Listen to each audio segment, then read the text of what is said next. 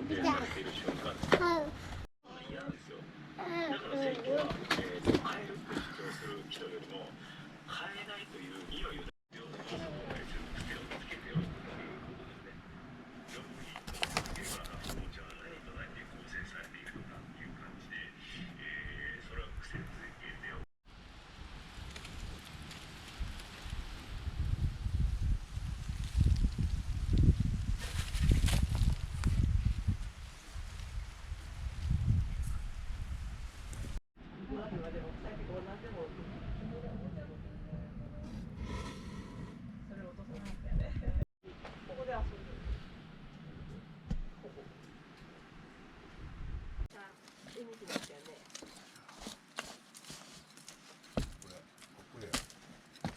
根っこが入りすぎたかな。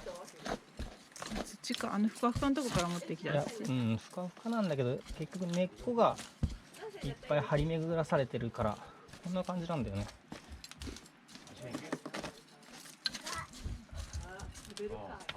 いいかな。オッケー。